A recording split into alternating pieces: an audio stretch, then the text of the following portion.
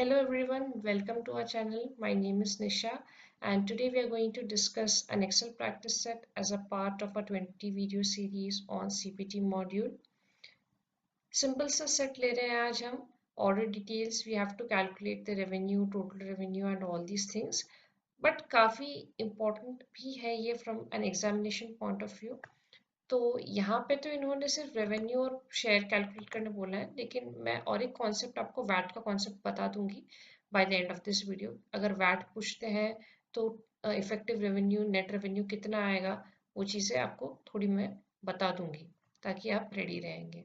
Okay, इसका आप screenshot ले सकते हैं और ये आपके इंस्ट्रक्शंस जो जनरल इंस्ट्रक्शंस होते हैं, कोई इसमें कॉम्प्लिकेशन नहीं है, इसका भी आप स्क्रीनशॉट ले सकते हैं. ठीक है, तो एक छोटी सी अनाउंसमेंट करनी थी आपके लिए. रानी मैम का एसएससी स्टेनोग्राफर के लिए इंग्लिश सेक्शन का एग्ज़ाम 19 दिसंबर को स्केड्यूल्ड है एट 8 PM और इस टेस्ट का एनालिसिस होगा ऑन 28 दिसंबर. आप इस टेस्ट के लिए बिल्कुल फ्री ऑफ कॉस्ट एनरोल कर सकते हैं, लिंक डिस्क्रिप्शन में दिया हुआ है. Use the code Deependra DEEPENDRA. Also अगर आपको कोई प्लस सब्सक्रिप्शन, अगर आप अनअकैडमी में नए हैं या फिर आपको कोई प्लस सब्सक्रिप्शन परचेस करना है, आप यही कोड यूज़ करके 10% डिस्काउंट ले सकते हैं. तो यही आज का अनाउंसमेंट था. हम अभी एक्सेल बनाना स्टार्ट करते हैं. आपको पहले ही बताया, सबसे पहला काम एक्सेल वर्कबुक खोलने के बाद आप सेव करने का करोगे. सेव इन डेस्कटॉप, कोई भी फोल्डर आपको जहाँ भी सेव करना है आप सेव करना, और उसके बाद ही आप आपका जो एक्सेल फाइल है वो बनाना स्टार्ट करना है. SSC अंडरस्कोर नेमिंग कन्वेंशन जो भी आपका होता है, SSC अंडरस्कोर रोल नंबर, वो यूज़ करके आप डेस्कटॉप में सेव कर सकते हैं. ओके, मेरा सेव्ड ऑलरेडी, इसलिए वो ऐसा दिखा रहा था. ओके, सो अभी आप क्या करेंगे, यहाँ पे आप डिफ़ॉल्ट फॉन्ट सेटिंग्स चेंज करेंगे. Calibri 11 is the default font setting and मेरे सिस्टम में भी यही सेटिंग है, तो आई वोंट चेंज एनीथिंग. हाँ, मैं थोड़ा अलाइनमेंट प्रॉपर कर लेती हूँ. और पेज लेआउट जो है, page layout is margin normal है, ओरिएंटेशन पोर्ट्रेट है, साइज A4 है, तो वो चीज़ कर लेते हैं हम लोग. ठीक है, अब ये करने के बाद हमको क्या करना है, name and roll number type करना है.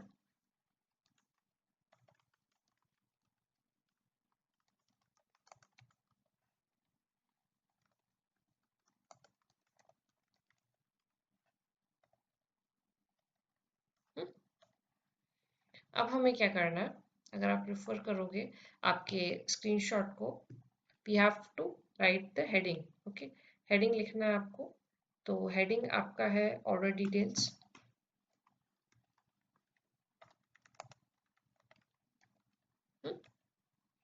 फिर आपको टाइटल्स लिखना है.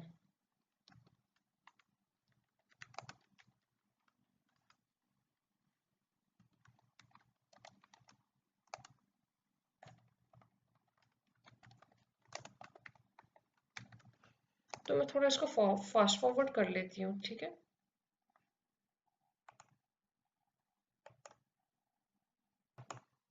तो हमने सारी चीज़ें टाइप कर ली है. अब जो इन्होंने अलाइनमेंट दिया हुआ है, जो भी इन्होंने फॉर्मेटिंग दिया है, वो कर लेते हैं.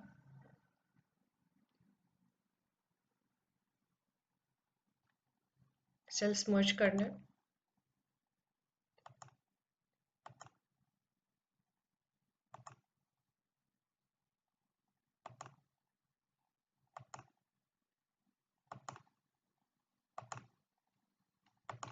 ये चीज़ें सेंटर अलाइंड है. 12 बोर्ड, ये भी अगर आप ध्यान से पढ़ोगे तो ये 12 है. ये भी आपको मर्ज करना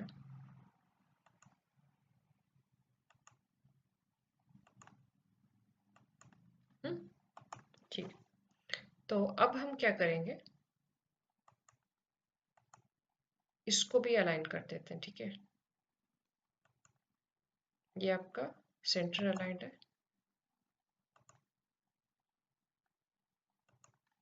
और ये जो भी आपके वैल्यू सेल्स है ये राइट अलाइंड है. ये दो भी आपके वैल्यू सेल्स रहेंगे. उसके पहले टेबल बना लेते हैं, एक इसको अलाइन कर लेते हैं प्रॉपर्ली. सारे सेल सेलेक्ट करके ऑटो फिट कॉलम विड्थ कर दें, ठीक है। और बाकी तो सारी चीज़ें, इसको थोड़ा रोल नंबर विजिबल हो जाएगा। और बॉर्डर बना लेते हैं।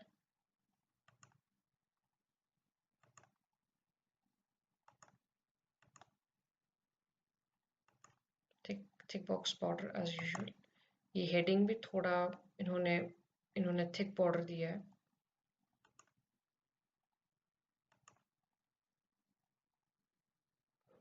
और यहाँ पे भी थोड़ा सा थिक बॉर्डर लग रहा है मुझे।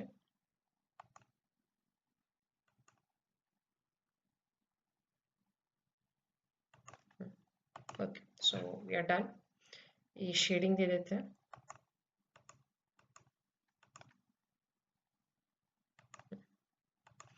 तो अभी रेवेन्यू कैलकुलेट करना तो आपको आता ही होगा, unit price into quantity demanded.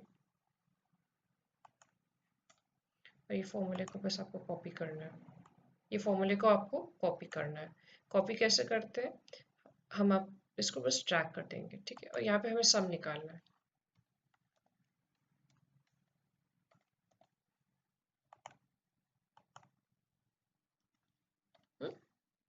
So this is the sum. इसको भी राइट अलाइन कर देते हैं। परसेंटेज ऑफ टोटल रेवेन्यू, तो बेसिकली हमको क्या करना है, we have to calculate 168 as a share of this, as a percentage of this. तो 168 अपॉन 3423 परसेंट आ जाएगा। इसको हम ड्रैग करते हैं। तो क्या आ रहा है यहाँ पे, डिविजन बाय जीरो। और ये क्यों आ रहा है, अगर आप फॉर्मूला को देखोगे तो ये E7/E13 हो रहा है, और E13 में तो कुछ है ही नहीं, तो ये जीरो वैल्यू ले रहा है ना।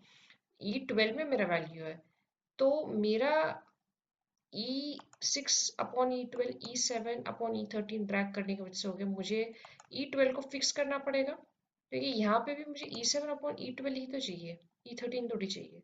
तो मैं क्या करूँगी, यहाँ पे अगर किसी भी सेल के रेफरेंस को फिक्स करना है, I will have to use the dollar symbol before the name of the column and the name of the row. इसको हम एब्सोल्यूट रेफरेंस भी बोलते हैं।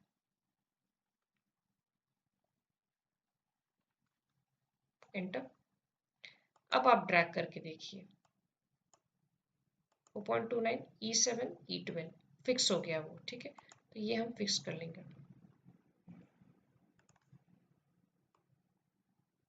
फॉर्मूले पूरे कॉपी हो जाएंगे, और ये सेम सम का फॉर्मूला यहाँ से कॉपी करना है हमें, ये कॉपी हो जाएगा 100।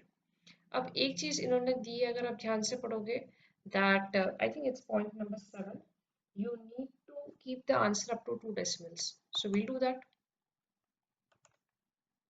Select all the computed cells, general, number, 2 digit, after decimal, ठीक है। तो ये चीज भी कवर हो गई हमारी। आगे कुछ बचा नहीं है, सारी चीजें हमने मर्ज भी कर लिया, बैकग्राउंड कलर चेंज कर लिया है, सारा चीज हमने इस केस में कर लिया। आखिरी चीज बचती है जो मैं आपको बता रही थी, वैट का कॉन्सेप्ट, वैल्यू एडेड टैक्स का कॉन्सेप्ट।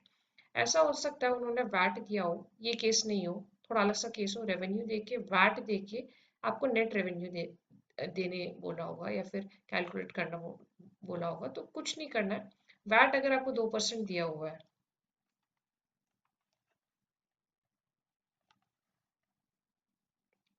आपका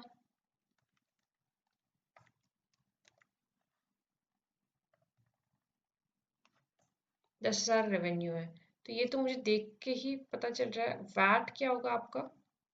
वैट आपका 2% है, तो नेट रेवेन्यू में आपको 98% ऑफ ये लेना, 9800 आना चाहिए। तो नेट रेवेन्यू रहेगा मेरा equal to this into bracket of 1 minus this, close. तो 9800।